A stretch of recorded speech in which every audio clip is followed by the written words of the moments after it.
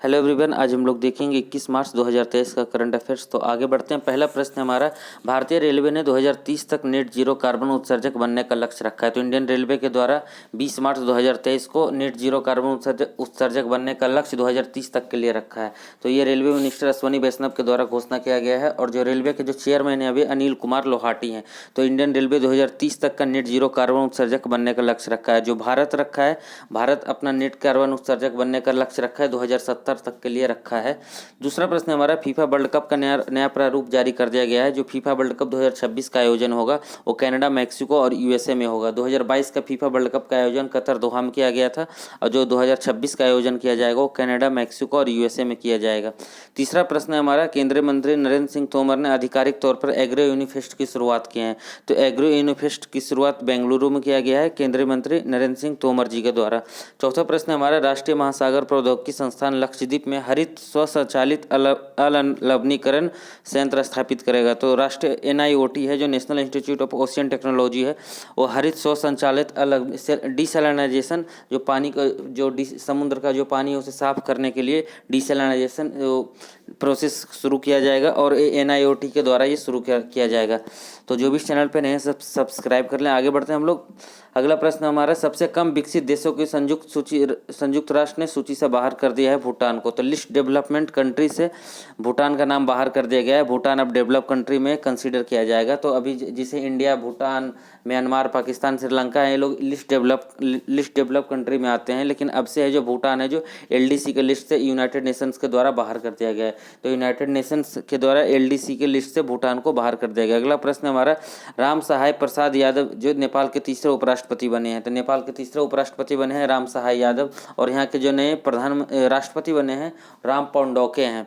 अगला है हमारा, ICC ने इंटरनेशनल क्रिमिनल कोर्ट ने यूक्रेन में युद्ध अपराधों के लिए व्लादिमीर पुतिन के खिलाफ गिरफ्तारी वारंट जारी किया है। तो इंटरनेशनल क्रिमिनल कोर्ट है जिसका हेडक्वार्टर दहेग में है। वहाँ पे वॉर क्रिमिनल के चार्जेज के लिए व्लादिमीर पुतिन जो रशिया का राष्ट्रपति हैं उनके खिलाफ गिरफ्तारी वारंट जारी किया गया। तो ICC के द्वारा गिरफ्तारी का वारंट जारी किया गया व्लादिमीर पुतिन पे। अगला प्रश्न हमारा, PM मोदी और शेख हसीना ने भारत बांग्लादेश मैत्री पाइपलाइन का शुरुआत किया है। तो भारत के प्रधानमंत्री और शेख हसीना जो बांग्लादेश के राष्ट्रपति हैं उनके द्वारा मैत्री पाइपलाइन की शुरुआत किया गया है। जो क्या है, असम के जो नुमालीगढ़ तेल रिफाइनरी है वहाँ से तेल प्रोवाइड कराया जाएगा बांग्लादेश को। अगला प्रश्न हमारा, ICC ने युद्ध अपराधों के लिए व्लादिमीर पुतिन के खिलाफ गिरफ्तारी वारंट जारी किया है। और यही अगला है हमारा कि PM मोदी शेख हसीना को भारत बांग्लादेश मैत्री पाइपलाइन का उद्घाटन किया है। अगला प्रश्न हमारा, लगातार चौथे साल आतंकवाद में सबसे ज़्यादा प्रभावित देशों की सूची में अफगानिस्तान है जो पहले नंबर पे, और भारत का स्थान 13वें स्थान पे है। तो आतंकवाद से सबसे ज़्यादा प्रभावित देश कौन सा है? अफगानिस्तान है। और भारत का स्थान 13वें नंबर पे। और ये जो रैंकिंग जारी किया है इंस्टीट्यूट ऑफ इकोनॉमिक पीस के द्वारा जारी किया गया, जिसमें भारत का रैंकिंग 13वां है। और सबसे लास्ट में है कौन सा है? अफगानिस्तान है।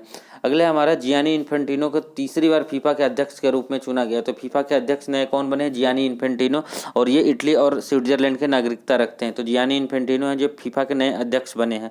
अगले हमारा, दीपक बागला ने इन्वेस्ट इंडिया के MD और CEO के पद से इस्तीफा दे दिया था। दीपक बागला हैं जो इन्वेस्ट इंडिया के MD और CEO थे, उन्होंने इस्तीफा दे दिया। अगला प्रश्न हमारा, ICC बैंक के दिग्गज अनूप बागची ने ICICI प्रूडेंशियल लाइफ के नए CMD और CEO के रूप में कार्य संभाला है।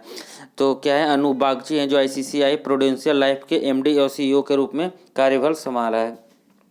अगला हमारा, जी कृष्ण कुमार ने BPCL के अध्यक्ष और मैनेजिंग डायरेक्टर के रूप में पद संभाला है। तो BPCL क्या है? भारत पेट्रोलियम कॉर्पोरेशन लिमिटेड है, जो भारत का एक महारत्न कंपनी है जिसके नए अध्यक्ष बने हैं जी कृष्ण कुमार। तो BPCL के नए अध्यक्ष और मैनेजिंग डायरेक्टर कौन बने हैं? जी कृष्ण कुमार।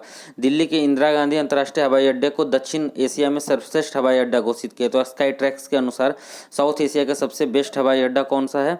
यह है अपना दिल्ली के IGI इंटरनेशनल एयरपोर्ट। अगला हमारा, भारत की पहली बिहेवियरल लैब कहाँ पे बनाया गया है? तो भारत की पहली व्यवहार प्रयोगशाला जयपुर में स्थापित किया गया है। भारत की पहली व्यवहार प्रयोगशाला कहाँ स्थापित किया गया? जयपुर में। जयपुर क्या है? राजस्थान की राजधानी है। और यहाँ के मुख्यमंत्री अशोक गहलोत हैं, यहाँ के राज्यपाल हैं कलराज मिश्र है। तो आज के हम लोग इंपॉर्टेंट प्रश्न देख लेते हैं जो पूछा जा सकता है। पहला, भारत की पहली व्यवहार प्रयोगशाला जयपुर में स्थापित किया गया और साउथ एशिया के सर्वश्रेष्ठ हवाई अड्डा घोषित किया गया दिल्ली के IGI एयरपोर्ट को। और सबसे पहले नंबर पर कौन है? चांगी एयरपोर्ट जो सिंगापुर में है। अगला, BPCL के नए अध्यक्ष कौन बने हैं? जी कृष्ण कुमार BPCL के नए अध्यक्ष बने हैं। जियानी इन्फेंटिनो हैं जो तीसरी बार फीफा के अध्यक्ष बने हैं। दीपक बांगला हैं जो इन्वेस्ट इंडिया के नए एमडी और सीईओ बने हैं। आईसीआई बैंक के अनूप बागची और आईसीआई के प्रूडेंशियल लैब के एमडी और सीईओ कौन बने हैं? अनूप बागची बने हैं।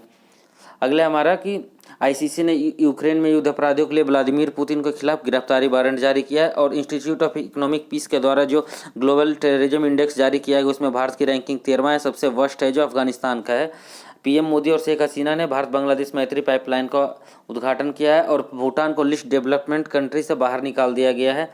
और भारतीय रेलवे ने 2030 तक अपना नेट जीरो कार्बन इमिशन करने का लक्ष्य रखा है। फीफा वर्ल्ड कप 2026 का आयोजन यूएसए, कनाडा और मैक्सिको में किया जा रहा है। और 2022 का आयोजन किया गया था कतर दोहा में, जिसके विजेता थे अर्जेंटीना। और जो दूसरे नंबर पे फ्रांस को हरा के अर्जेंटीना ने विजेता बना था। जो एग्री यूनिफेस्ट का आयोजन कहाँ किया जा रहा है? बेंगलुरु में किया जा रहा है। Thank you everyone.